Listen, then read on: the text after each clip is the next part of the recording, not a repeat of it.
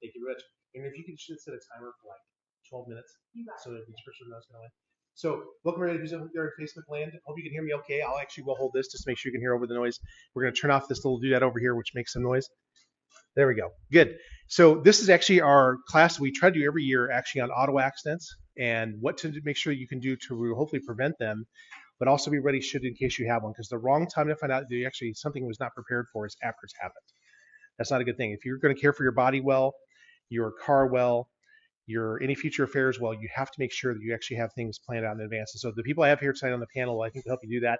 What I'm going to do is I'm going to jump into the part just talking about accidents as they are, what they do to us, and how to best care for them. And then we're going to go right into people to talk about insurance with Rick Self from State Farm, Todd Spidell from Eustis, and then Courtney from Keating O'Gara, which is going to be great. So I'll leap right into it, guys. So this is actually a class about being prepared. They always talk about ounce prevention being more than a pound of cure, and that's absolutely the case when it comes to auto accidents.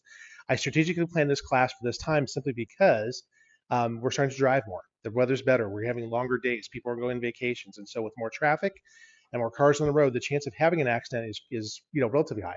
So anyway, so knowledge is power. Some people told me they learned the hard way. And some people have no idea where they're at with this. That's okay. Wherever you're at, if you're confused, you have no idea what this is all about, just pay attention. If you want a piece of paper and a pen, that would be helpful too. Just to let you know, people have attended this class in years past, and they have told me that within a year's time, they were so glad they were there because they made some changes because of this class, and they actually did not have a catastrophic thing happen, which is pretty neat. So I like to see how that happens. So again, we're doing so you can be informed, prepared, and proactive, not reactive, and that's a bad thing. It can be very costly and catastrophic when that happens. Here's the kind of accident you don't want to have happen. That's always the bad one, Todd. You know, I think that's a total, right? And yeah, so but this is just the statistical averages, guys. In the United States, there's actually about 2 million average accidents a year, and the average American actually has 3 to 4 in a lifetime. So if you say, well, I've only had one so far, and I'm in my 50s, well, great, you haven't met your quota yet. Number two is that means there's somebody out there who's probably had 7 or 8, which is kind of a sad deal, right? Less than 1% are fatal, but they're very costly. $18 billion a year for lifetime medical costs. That means not just the care while you're healing, but afterwards, if there's some type of permanency, there's often ongoing needs that way. And then if you take a look, for example, this right here, this says averages 23,450 average claims per injury. So that would mean the occasional, maybe someone goes to a hospital and gets checked out and says, hey, good news, there's nothing going on, you can go home, you're just going to be a little sore for a while. To those who have like a mild to moderate injury, to those who actually have mild to severe, and those ones who have life-altering injuries. And we'll mention some of those as well too, and why it's so important to protect yourself for those. But look at this, over 1 million days spent in the hospital because of it.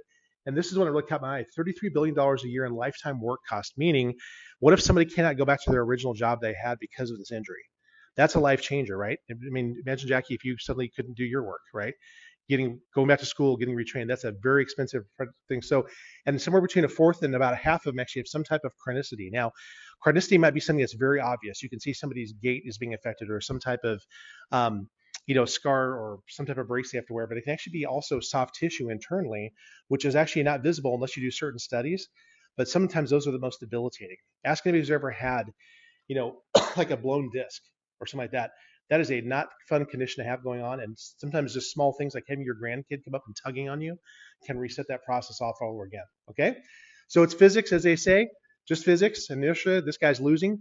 Body at rest tend to stay at rest. Those in motion tend to go in motion. And the biggest factors, without question, in this whole thing are the size of the impact, or just the vehicle, and how quickly the people in those things change their rate of speed. That's a big thing. If you're stuck at and go from 0 to say 20 because you just got hit, and do that in a fraction of a second, if you did that accelerating at a stoplight, right, versus getting hit, there's a big difference in those impacts in your body.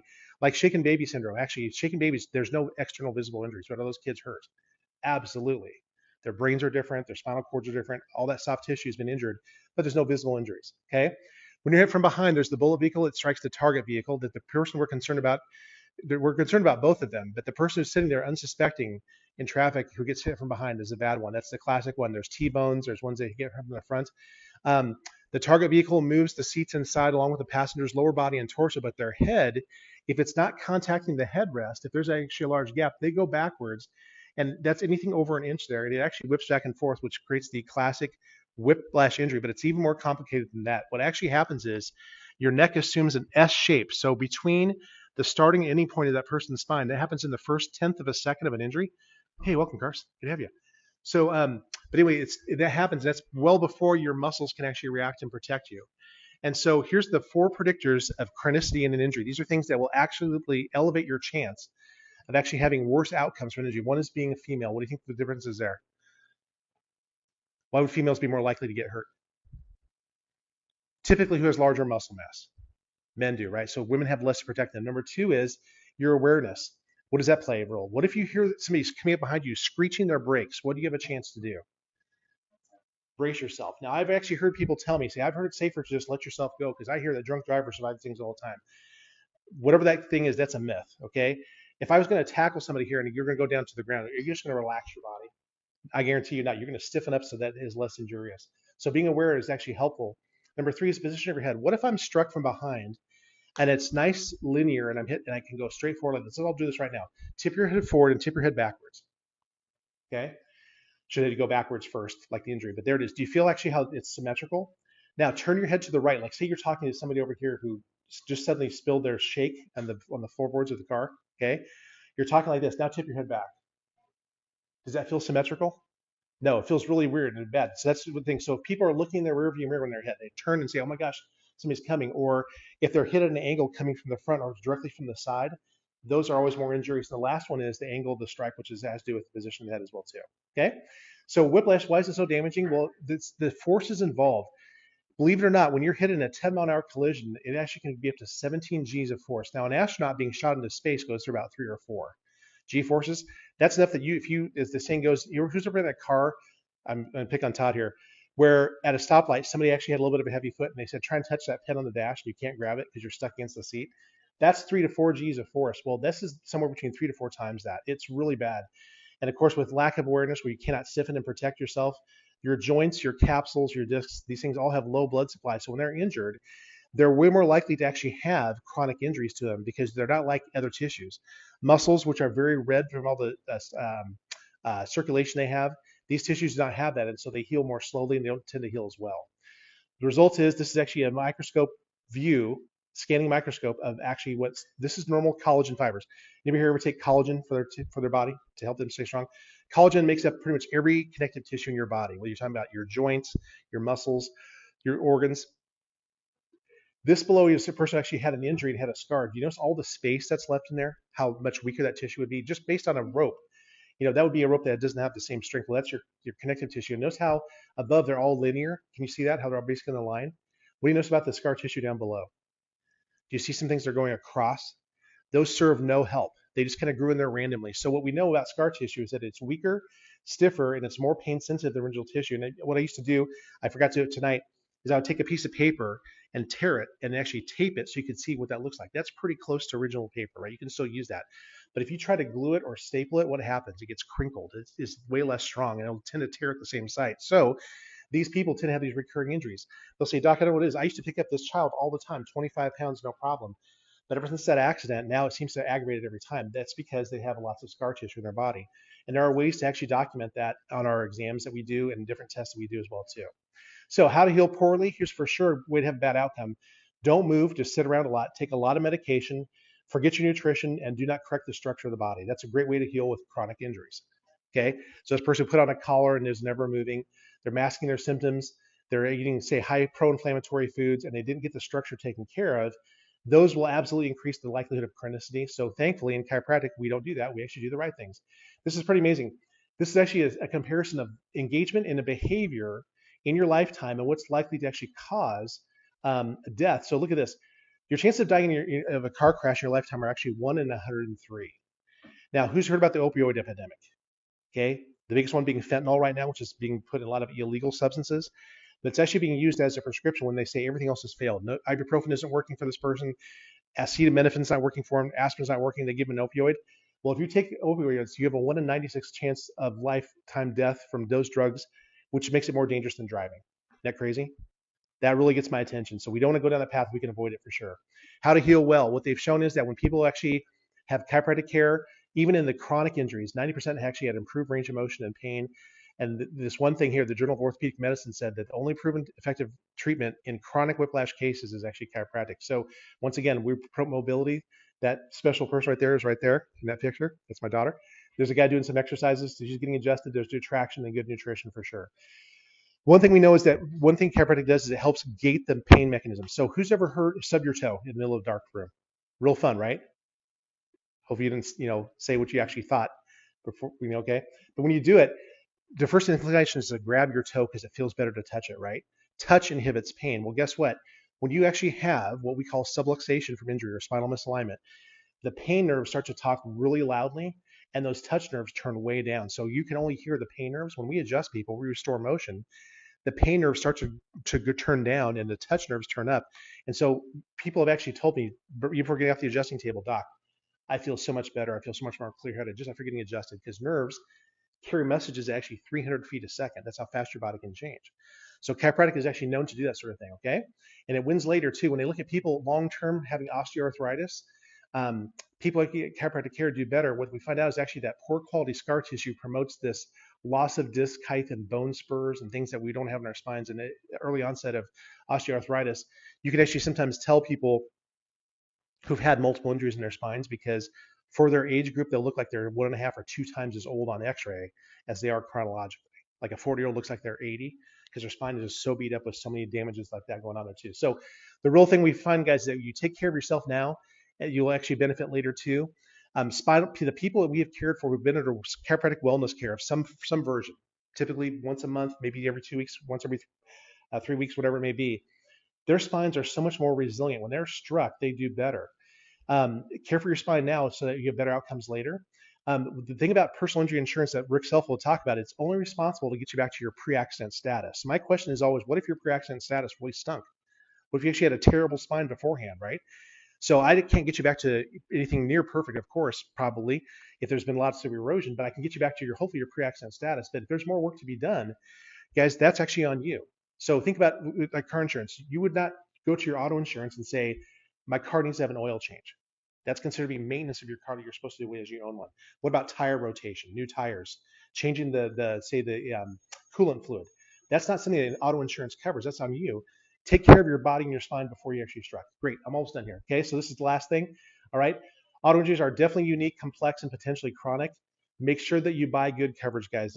What we're going to have Rick talk about next is how to make sure that you protect yourself, your vehicle, other people that may be involved in this accident too. Make sure that you drive safely and be aware, guys. I know it's nice to get out and have the top down or the windows open, music blaring, but please pay attention because there's a lot of people on the road now, and we do not want to have these things permanently changing somebody's life. So if you ever do have an accident, I could just tell you these things, and Rick will reiterate this. Make sure that you exchange your information with the person that you were involved in the accident with and get a police report, especially if it's on streets. Sometimes they will not come to like a shopping mall or a grocery center, but they definitely will come and issue, and that's important that they document what happened. Get to the ER and get checked if you need to. And a lot of times they say if you have a sense of impending doom, like this is really not going well, please go get checked out. By the time you come to see me, the least have screened you for the most life-altering things that could need emergency care. Number 3, contact your insurance agent as soon as possible, whether you were at fault or not. See your chiropractor and for sure get legal advice or help. What's going to happen is after an accident, you're start getting some interesting phone calls from people you have no relationship with. It's from you from the adverse carrier saying, hey, how you doing? We'd like to see you. Can we cut you a check and call this whole thing good? And just don't answer those people, guys. Wait until you absolutely know that you're at a point where you're happy with your health and happy with your car in your situation before you even consider that. And legal help is fantastic for that. So I'm done. I'm going to pass the microphone to Mr. Rick, who will talk about insurance. Rick, I've got the lovely 3M paper for you if you need it. Okay? That's great. What's this? I Don't don't need a PowerPoint. right. Yep. Don't know how to use a computer. That's okay. So. They can hear it from right there. Oh, good. Okay, cool. All right. Well, hey, welcome. My name's Rick Self. State Farm agent. What? I don't know. How much time do I have? 13 minutes. 13 minutes? Oh, yeah. Well, 13 minutes. Well, this is like a 2-hour presentation. So we're going to go with 13 minutes. Well, if that's what we got, that's what we got. Okay. So 13 minutes to talk about insurance a little bit. So I'm going to hit on just a couple things that I hope will be useful to you, specifically as it relates to car accidents. Okay. Probably editorial note before we get started. I'm not here to sell State Farm or to sell me. I'm here to talk about insurance. So the things I share with you are going to be pretty general insurance stuff. Okay. What I will tell you though is if there's anything we touch on that you have questions about later, let's get it nailed down. And if we don't have opportunity to do it here, then just come to my office. It's right across the street. Okay. So let's start off with probably the most important coverage when it comes to car insurance. Okay. So in the state of Nebraska,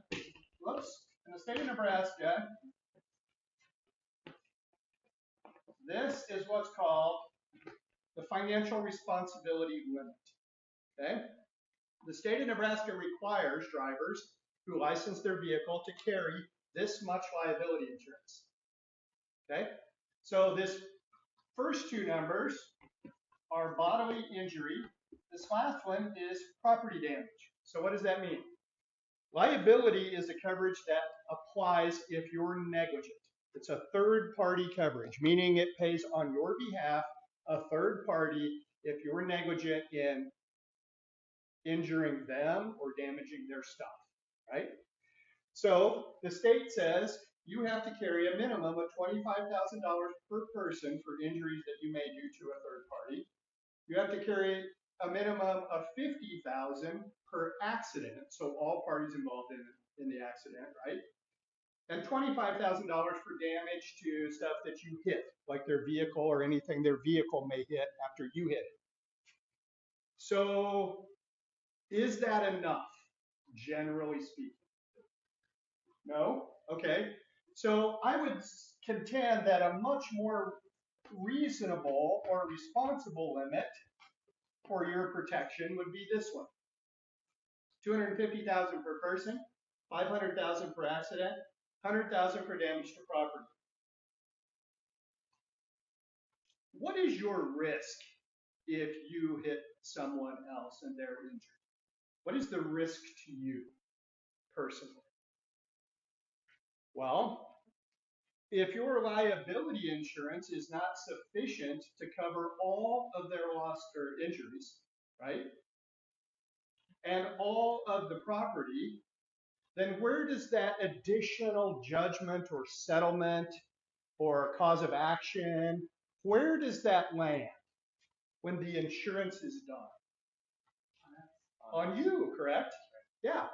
So when we talk about auto insurance coverage, there's a lot of things that are, cool to talk about, right? Like the State Farm commercials with Jay, or, the commercials that are little cartoons where they talk about, oh, look, the car's in the pond, All right, well, that's collision or comprehensive, depending on how it happened. But the really important stuff is this. This is the stuff that can bankrupt you, right?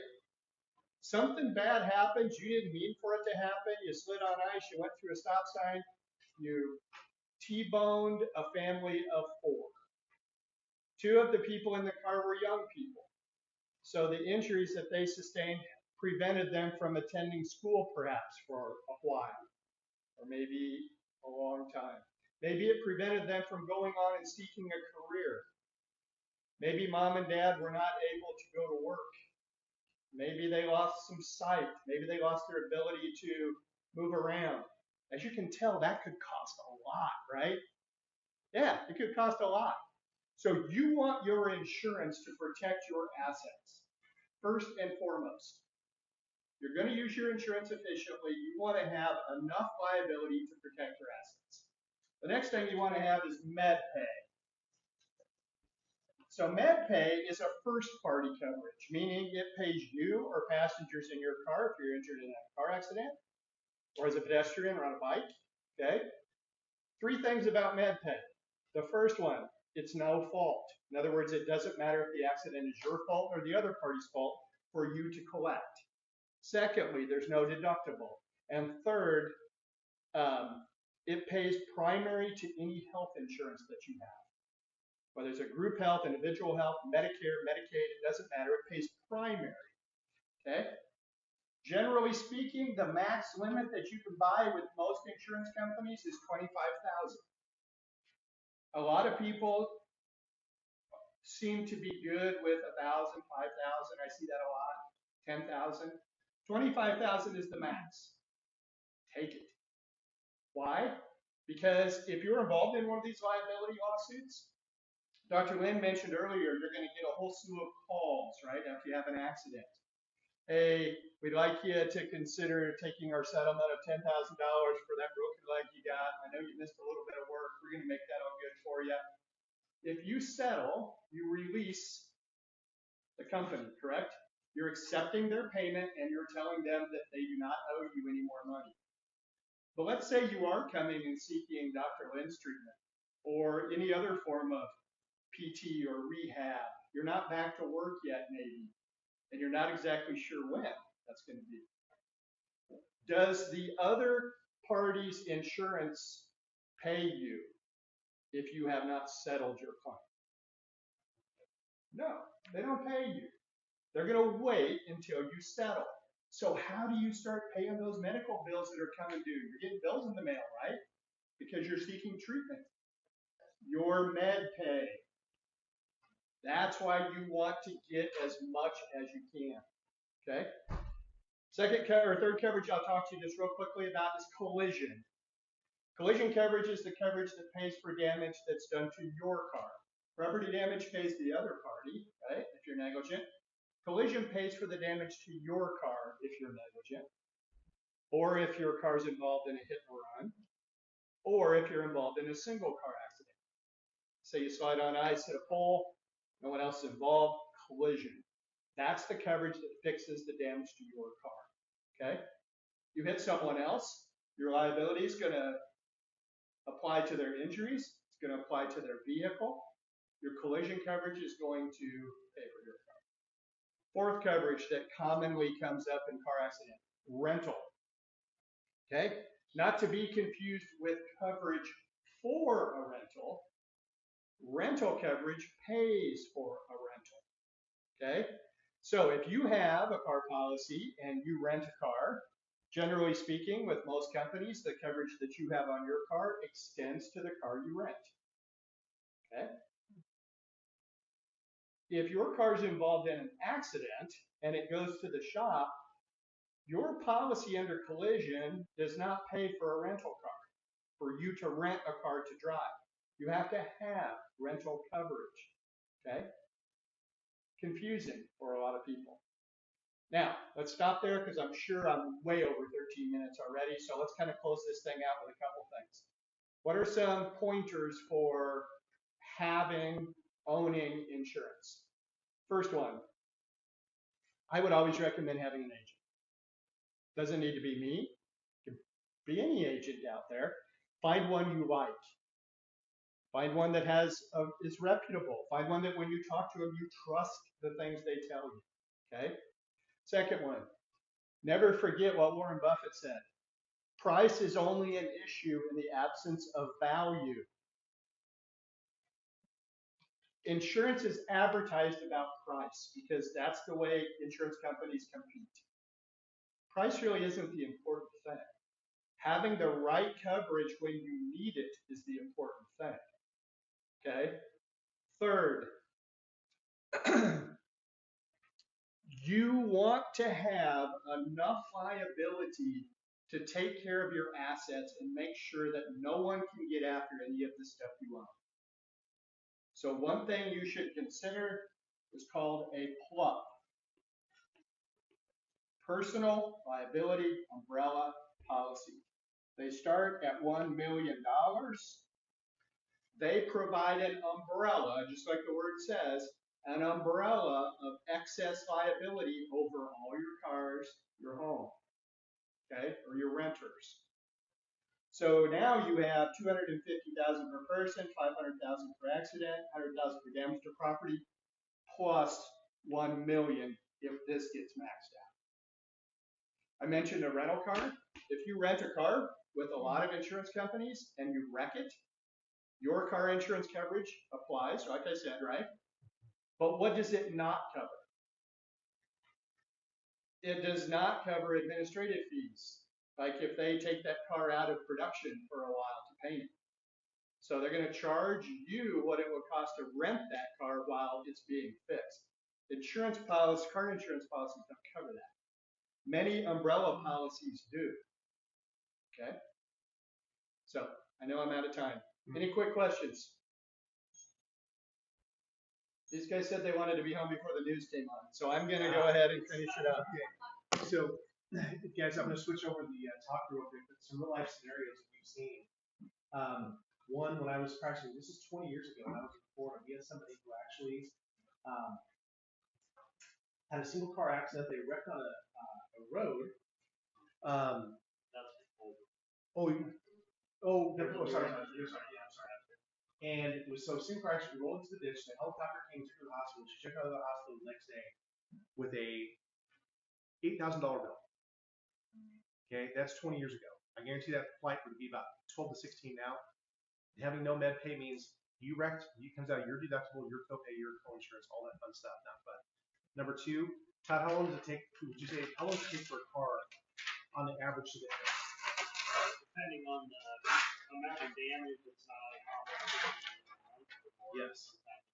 So yes, that's a big one. And then clearly, guys, I know somebody that actually works in insurance, and their son turned into a crosswalk and hit a bicyclist. And after they went through all their rehab and repair for their leg, it was actually worth $300,000. Missed work and then the two. So that $250,000 policy that we had was maxed out, and then he actually had an umbrella policy. He was so thankful to have that. It absolutely makes a difference. So that's all I was going to say real quick. Those are real life scenarios. Okay, Sean, I'm going to go to your number here. Okay.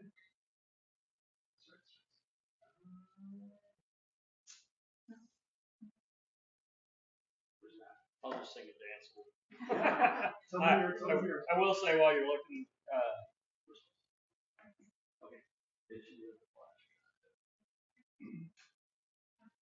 while you're talking about that, I've had an experience just recently. My ex-father-in-law was in a pretty serious accident last October, and the other person only had $50,000 of coverage per person. So the maximum they would pay out is that. He still has a pretty serious wound on his leg that they still have to dress. He's elderly, but he was still living on his own, walking, driving himself around when it happened. Since then, he's been in the hospital, and now he's in a assisted living facility, which he was really destined that way anyway. But $50,000 is nothing with a serious accident. So yeah, definitely that's something that's super important to have. Very good. The Dr. Lynn presentation, how does that one? Oh, probably. Actually, no.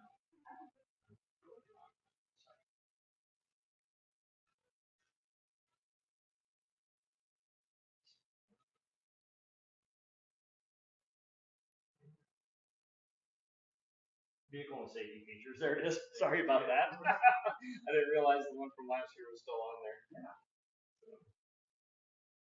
I was going to talk a little bit about some of the current safety features and some of the changes that cars have gone through. Once we get the TV up.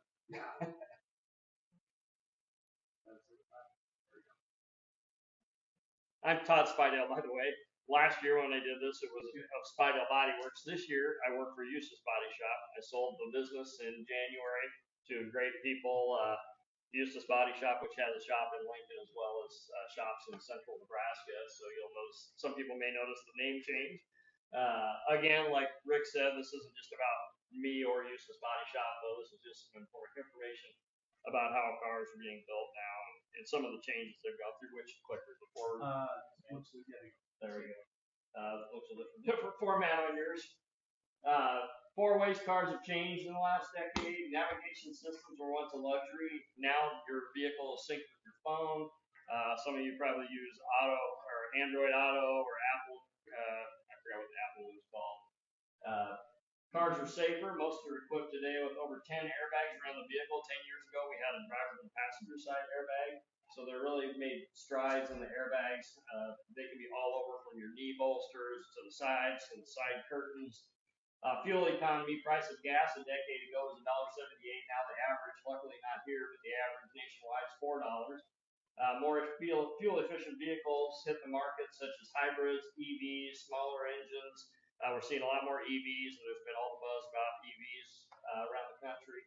And there's some additional safety things that we have to be concerned with as far as collision repair as well with those, because there's enough voltage there that will kill you very easily. So we have to be a lot more careful working on them. They're supposed to have segregated areas where they can sit if they're in a serious accident, because those batteries can get hot and start on fire. They have self-awareness. Some of the stuff is running off again, but they can tell you your tire pressure levels as well as many of the other things around your car.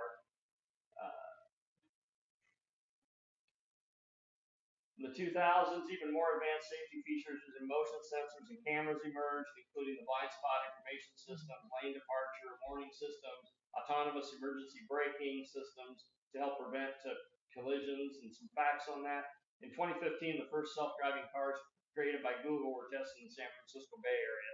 Doesn't seem that long, that's not that long ago, and we're not seeing them on the road yet, but we eventually will. I figure my grandkids someday will probably not be, their kids are probably not going to touch a steering wheel or a gas pedal. In 2016, the United States government released guidelines for self-driving cars. Latest car safety features. Some of the latest advanced features: forward-facing sensors that monitor distance and relative speed between vehicles, most of you know as adaptive cruise control. Should these sensors suspect a crash is imminent, it alerts the driver with sound or visual cues and scares the crap out of you sometimes with emergency braking. I'm sure some of you experienced that. I just did that with a vehicle actually backing it out of the shop. Just today, I went to back it out, and I thought there was something behind me, and I slammed on the brakes. I thought I hit something. So sometimes people turn a lot of those features off because they're afraid of them or they don't understand how they work. So it's really important to make sure you understand how your car works, because these things can save your life. They can save you from turning into somebody, different things, but you have to understand how they work. Backup cameras allow the driver to see what's directly behind them. They also use sensors to alert the driver of objects like the one I backed out earlier, as well as cross traffic. Some of you know if you go to back out in the parking lot, there's a car coming. You may not see the car, and your car tells you that there's a car coming with buzzers or lights. Adaptive headlights promote improved visibility around curves because they actually pivot in the direction that you're turning. Future of car safety. So much is possible for the future of car safety. Technology is advanced enough with some of the following items.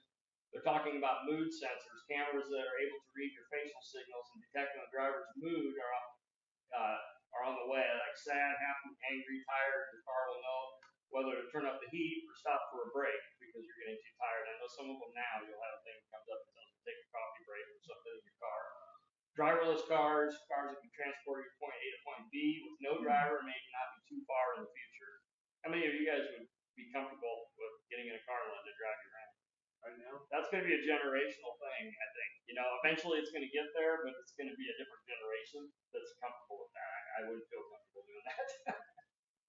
And most likely those cars will be electric or something else. I think they've kind of jumped into the full electric thing pretty quick before some of the other things are dealt with, like recycling the batteries and some of that stuff. So hopefully they'll come up with a better alternative someday. ADAS, which stands for Advanced Driver Assistance Systems, which is the thing we're talking about, can help not only while at speed, but also when parking. How many of you have used one of the features that steers you into a parallel parking stall? I have it on my van. I've never used it before. I used it a couple weeks ago. It was kind of pretty cool, actually.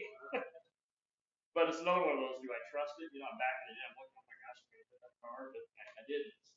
But that also goes to why it's so important when the shop repairs the car that they get those things calibrated, because that car's parking you in between two other cars. What happens if somebody didn't calibrate for some of those sensors once it was repaired and the car is not reading things properly? You could easily hit something else. Same thing goes for your cruise control. Those adaptive cruise radars, if they get moved by just 1 or 2 degrees, that's looking like 300 feet or more in front of your car for objects. So 1 degree of your car might be enough to put it 10 feet off the ground in front of you, and it may not see the car in front of you the way it's supposed to. So it's super important that those things get calibrated after an accident. Automatic emergency braking we talked about. The blind spot detection. I'll show some pictures. Those sit in the back behind your bumper, and they read where the cars are next to you. As some of you know, if you have those features, turn on your turn signal, there's a car over there, it's going to tell you. It can be really annoying when you're in two turning lane intersection and you're on the inside lane and it starts hollering at you. Collision warning, cross traffic alert we talked about, forward and rear collision warnings, the lane departure warning. So how many of you have lane keeping assist on your cars? Sometimes you have to turn that on, and some people don't understand or know that they even have it. And keeps you in the center of the lane. A really nice feature. Pedestrian detection systems that can tell if there's a person or an animal in front of the car. Road sign recognition, I've not seen that one yet, but apparently they're getting to that point. The advanced driver assistance system utilize cameras and sensors to detect potential collision and alert the driver, explains Fran O'Brien, the division president of Chubb Personal Risk Services. These devices have shown that they are important safety features that can help prevent accidents. ADAS features are saving lives. Driver assistance technologies, they have the potential to reduce traffic crashes and save thousands of lives. 2022, 42,514 people died in motor vehicle crashes. And many of those were tied to human error. Or what else? What's one big one probably that's causing a lot of them right now? Your phone in your hand. So yeah, texting, that's almost epidemic in my opinion when you see people driving, even on the interstate, and have their phone up texting things. So. This is a blind spot monitor, so this will be one that will sit behind your rear bumper in the corners. These can range anywhere in price from $250 to $1,500 to replace. And it's right behind your bumper, right out in the open. If you get hit in the corner, almost always gets broke. Then you can add about $250, $300 to calibrate that as well. And those, just like the front cameras, have to be exactly positioned within about a degree to be correct. So those add, when we talk about the cost of repairs and things, people think, oh my gosh, the bike shop's so expensive. Well, you have, $1,400 sensor. You went from $1,000 to replace the bumper to $3,000 with the sensors and calibrations. This is a camera and a windshield. That's what does your front lane keeping assist that eyeballs where the lines are on the road to keep you centered. This is Subaru's version. I forgot what they call it now, but it actually has two cameras, so it gets like stereo vision of where you're going. And some of these, another thing that can kind of throw time when we talk about rentals while your car's in the shop, if you're in the dead of winter, some of these can't be calibrated unless the road's clear and dry on a sunny day, because they have to actually take them out and drive them with the computer and stuff to get them calibrated properly to see the road. This is a front camera. It's a little bit dirty in the picture, but that would be up on your grill. That's instead of the one up above. This also is part of what gives you your 360-degree view. It looks like you're looking down on your car. That's one of the cameras involved. Usually there'll be cameras in both mirrors and one in the back. I'm not sure how they do that, but it's pretty cool how they make it look like you're looking down at your own car. This is a Toyota emblem, and behind the Toyota emblem is the adaptive cruise control sensor. So on this particular model, they kind of hide it behind there. Sometimes they're down low on the grill. This one's right behind the emblem. How am I doing on time? Yeah, 3 minutes. 3 minutes? Okay, reduction in insurance claims for vehicles. This one's kind of hard to read. The formatting's a little different on here. Advanced driver systems are growing popularity. The global market for ADAS will increase from $27 billion this year to $83 billion by 2030, according to research by Markets and Markets. That's an impressive 12% annual growth rate for semi-autonomous driving systems. So it's a huge deal that we're going to see more of. I'm hoping someday it gets consolidated a little bit, so you don't have so many different sensors, and they can have some type of a hub, or possibly self-adapting ones that don't have to be calibrated to save some cost. ADAS functionalities can change the driving experience. According to research of LexisNexis Risk Solutions, ADAS vehicles showed 27% reduction in bodily injury claim frequency and 19% in property damage. So Rick likes to hear that. Yeah, absolutely. Do these things give you discounts on your Yeah, policy? I was just going to say, can we get some discounts now? It's really interesting, isn't it? I wish you could come in and talk to my customers every day. Because, when we talk about rising insurance costs, it's not hard to understand if you actually step back and think about it. Is it reducing the frequency of accidents? Yeah, I think it is. But it has dramatically increased the cost of repair. Yep. Which also going to the minimums on the insurance end. Right. I worked on a Suburban today, a 2023 Suburban, and it's a fancy, super fancy tri-coat paint thing. I mean, it's probably at least a $90,000 vehicle. Yeah. So, if you're carrying $50,000 liability coverage, when you total somebody's new Suburban out, they're coming after you beyond the coverage you have. And more vehicles are getting up there in the price range. Wow.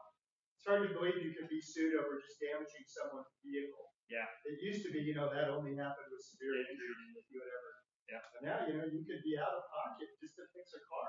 Yeah, there's a lot of expensive cars, and like we said, it's getting more and more expensive to fix them. So, yeah. And not having coverage at all is another risk. Making sure you have uninsured and underinsured motorist insurance because there's a lot of people out there that can't afford their insurance and they drive without it.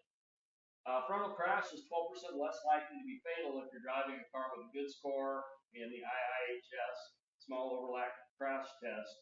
I won't read through that whole one, but essentially they've improved their crash testing and things to be quarter front collisions, and by doing that, when they do the crash test, then that goes back to manufacturers, and they learn how to improve the vehicles to direct the energy away from the passenger compartment better. And another thing, when they're repaired, they need to be repaired back properly using the procedures that the manufacturers say this is how you fix our car, so that next time it has an accident, it's going to act the same way. Always be wary of any salvage vehicles, because there's a lot of places that get the vehicles with salvage titles, and then if you find them on the marketplace, they say, oh, it was totaled for minor damage. No, they're never totaled for minor damage. So there's almost always something hidden underneath, and they can make the outside look pretty. But, if there's serious frame damage and things, that car may not act the same next time it's in an accident. Are you willing to take that chance with your safety or your family's safety? And that's the outside of our shop. Oh my gosh, look at that. Right on time. So anyway, Eustace Body Shop. If you guys ever have any questions or anything, feel free to give me a call. I forgot to bring any cards, but I had some key tags there. So yeah, thanks, Todd. Thanks, That's Dr. great. Lynn, for having me. Oh man, thank you, Todd. And it's really neat. Todd in the past has shown before and afters. You can really see just the beautiful work that they do there. It's nice to have your body back in health, and it's nice to have your car back too. So, guys, it could be that everything goes well. Your insurance coverage is just what you wanted. The adverse party is great to work with, and then sometimes there's not. This is where sometimes we need to have some extra help. So Courtney Falls has come up and share with us what they can do should you have a tough situation. So let me get her slide up here. Courtney, tell me about yourself. Yeah, I'm Courtney. I work at King O'Gara Law Firm here in town. Been with them for about 3 years, and from Lincoln, so grew up here and have been here since.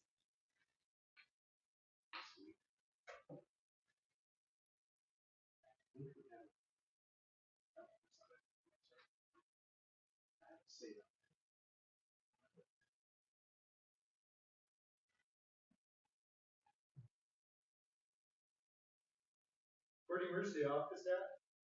So funny you ask. Our original building was 530 South 13th Street down on Centennial Mall. And then during the unrest during 2020, the George Floyd riots, our building got broken into and someone started a fire and it caused serious damage. And so then for a year, we didn't have a place to go. And so for a year, we leased in the Wells Fargo building at the time.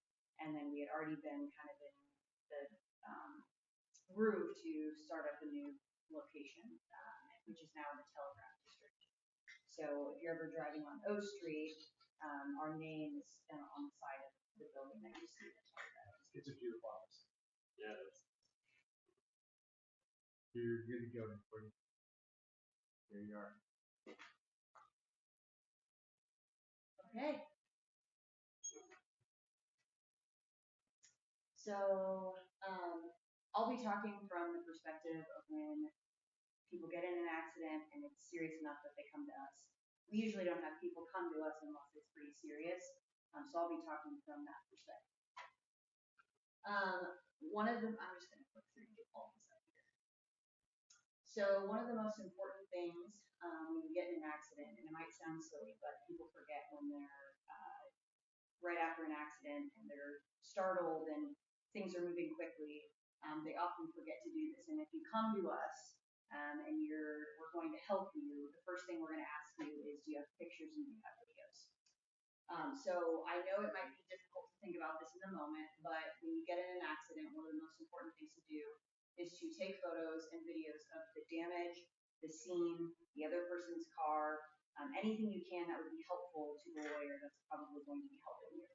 And then in addition to just this damage to the cars and the scene, take pictures of yourself. You might not think to do that, but you're going to want to take pictures and videos of your injuries if you have them, and document that over time. Another big one, make sure that you are not only getting information of the other driver if there's one involved, but witnesses, people who get out and come and interact with you after the accident. Very important to get their information, because the lawyer is probably going to call them up and ask, what do you remember seeing? What was your perspective? Did you talk to anybody? What did they say? Things like that. And so that's super helpful information. Like I said, if you have bruising, bleeding, anything like that, make sure you're taking photos and videos of that. And then write down things and document things that you hear other people say at the scene. That could come into play when you're talking with an attorney who's trying to come up with, okay, what evidence do we have? I know this is kind of a silly photo, and I think Jeff has used this in the past, but a picture is really worth 1,000 words. If I were to not present this photo and try to describe to you guys this scene, I would do a horrible job, and I think we all would. And so again, super important, take pictures, take videos. That is going to be the main piece of evidence that gets used when trying to describe what happened to somebody or their vehicle.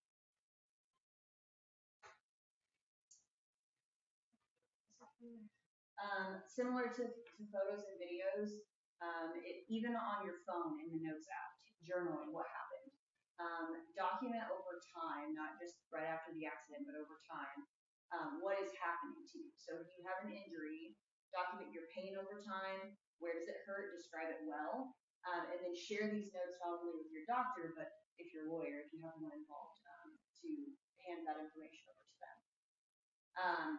And then any time that you're not able to work, keep track of that time. Anything that you're losing out on when it comes to money, that's something you're going to need to document.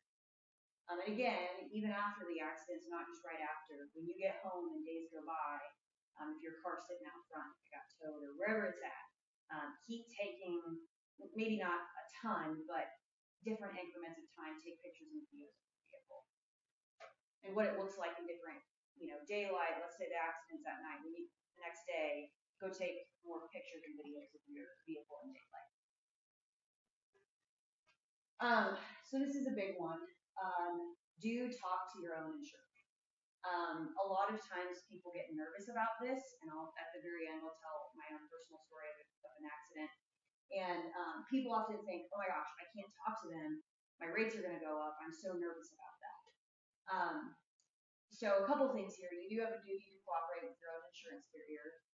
You have an incentive to talk with your own carrier to obtain benefits, whether that's medical, collision repair, whatever it is. You have an incentive to talk to them at least. And talking to them doesn't automatically mean you're filing a claim. If you do not cooperate with your carrier, they do not have to pay for anything. So that's another thing. If you are going to be asking for stuff, you need to be updating them along the way. Also, notify your health insurer if that's necessary if you have injuries. If they pay benefits, they will have a right to be repaid. We call that subrogation. So again, just documenting and keeping everybody in the loop. This last point is something I want to talk about, and I don't want to veer into your lane, but if you have thoughts on this. So something that we see, like I said earlier, people don't come to us unless things are serious. And a lot of things that we see include when the other party is negligent and their coverage was not sufficient. And so what happens, it's a big, what do I do now? We have noticed, let's say the other side either isn't insured or has the $25,000. Not sufficient if you're in a serious car accident with serious injuries. So something that we've been noticing recently is that it is super helpful and important when our clients have uninsured and underinsured motorist coverage.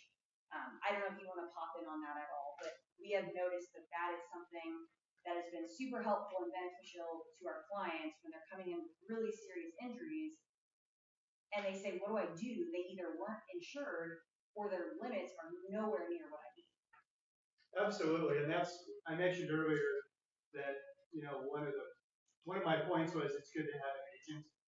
Well, the reason for that is because a reputable insurance agent is going to be able to analyze what's best for you. And one of the things they're always going to talk to you about is, if at all possible, matching your uninsured, underinsured motorist coverage to your liability. And so if you're going to pay someone else $500,000 for their injuries if you hurt them, you would most certainly want to have at least the same amount of coverage for yourself if someone else hurts you. And I didn't get a chance to, because I was running out of time, but yes, absolutely. Absolutely very important.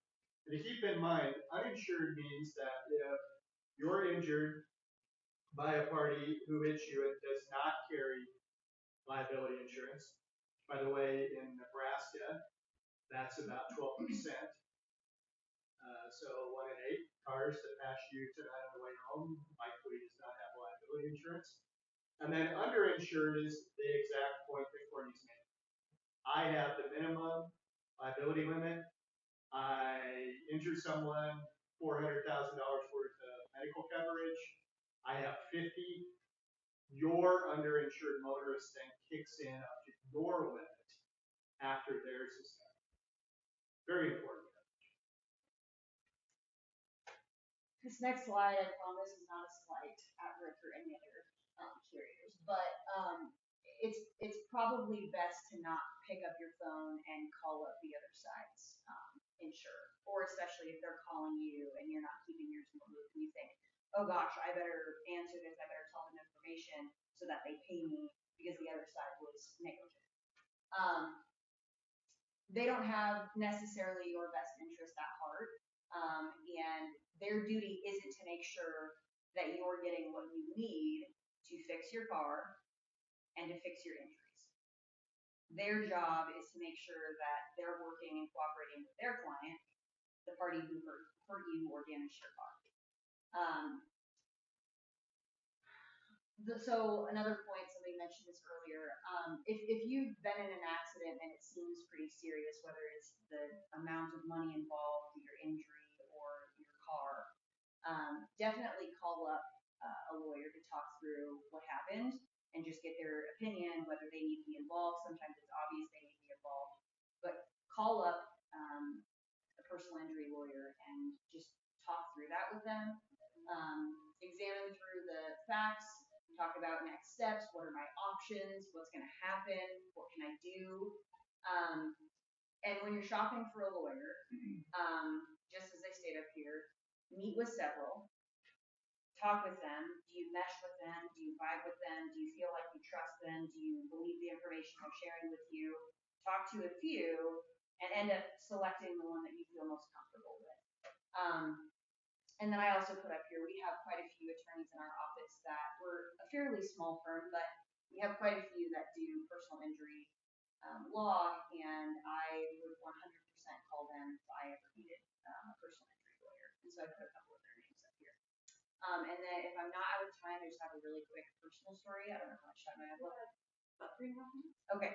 So like a year and a half ago, I had never been in an accident before, and then I was out here on 48th and Old Cheney going north heading to court. And I was in my first car, the car that I had had since I was 16. And I was at a complete stop waiting for traffic to move forward. And so 0 miles per hour. And within like a split second, I saw it happening, but I couldn't do anything about it. Obviously, I had traffic lined up in front of me. But one of those like really almost looks lifted, one of those really big diesel trucks. It was brand new, 2023 at the time. We were still in 2022. So, and coming around the corner from Old Cheney, so barely got going, but got from 0 to 40 to 45 miles per hour, and completely plowed through me. Of course, I saw it coming, so I tensed up, which maybe that wasn't a bad thing to do. But it was so impactful that, and the truck was lifted a little bit, so it kind of went over my car, and then my car went underneath the car in front of me, and so the truck was totaled, my car was totaled, and the car in front of me was totaled. And a couple things that I wish I had known at the time, or thought about at the time, was to I mean, obviously I was in a whirlwind, but to get out and eventually take pictures and videos, thankfully I had people with me that did that for me, but it just did not cross my mind that I needed to do that. And as you saw, most of the presentation was about doing that. So that was something I wish I would have thought about and known a little bit more, was get out, take pictures, take videos, not just of my car, but all 3 cars. And then the second thing is, I was so scared that, my rates were going to go up if I talked to my uninsured, and so I was so worried about that. And so I ended up just talking to the other insurer, giving them information, not really informing mine, answering their questions, taking a recorded statement, and signing off on a check that they wrote me that was probably not sufficient. And so a couple points on that: take pictures, take videos, and talk to your own insurer first. Maybe don't even talk to the other one at all, but make sure you keep yours informed, because they're going to advise you, here's what you should probably do. So that's just a couple things I wish I would have known when that happened to me. So that's all I have. That's great work. So there's some real sage advice there, guys, and sometimes it comes from School of Hard Knocks. It's hard in these situations to keep your wits about you, but you really have to do that. I'm so glad you had friends there with you to kind of help you through that, because we shared a story here a few years back about some people who were involved in an accident. Of course, adrenaline's going, you're not thinking clearly. And it was actually at a stoplight where the car in front did not see the lights had changed, but the people in second position actually saw that it had changed, and they proceeded to go in and actually tap the car in front of them and push them forward a bit. So everybody's a little bit shook up, kind of angry probably. And they get out to look at the damage, and they're standing between their cars, and a car comes over the hill and hits the car that just tapped the other one there, and now crushes those people's legs between the cars. So a relatively minor fender bender turned into a significant injury just because nobody pulled their cars off the side of the road, take some deep breaths, and do the right thing, right? And so you've heard about who's your friend, who's your not in situations. And guys, even if you don't need legal help to start with, I think it's still good to talk to somebody. Most of the attorneys I work with say, look, I can't do anything for you until your doctor says you've actually maximally healed anyway. Did you make a full recovery? But if you have any problems with your bills and stuff, bring those to me. We'll help make sure we keep those people off your back. It can be so good to have someone in your corner in any situation, guys. And if it does go to court, which most don't, thankfully, then you've got that help there too. So guys, if this seems kind of weird, if it seems kind of like maybe a little nervous, that's probably good, right? Nervous, that means you can learn now. So what I would encourage you to do is go home tonight and look at your policy pages. Look at that. Write down some of these things we gave you in terms of like what you need to do. Type them up and put them inside your glove compartment, so that can do your thinking for you when you're kind of have this accident and you're a little bit worked up about that stuff too. And have some good names and some good people to contact in these situations as well too. That's why I actually have these people come back year after year when we do this class, because they're good at what they do. They're very reputable. They've helped. We've made referrals to every one of your firms in one way or another, and you've helped us out, including my own family. So thank you for that, guys. Thanks for coming tonight, and we look forward to seeing you next week when we're going to be not here, but at the YMCA.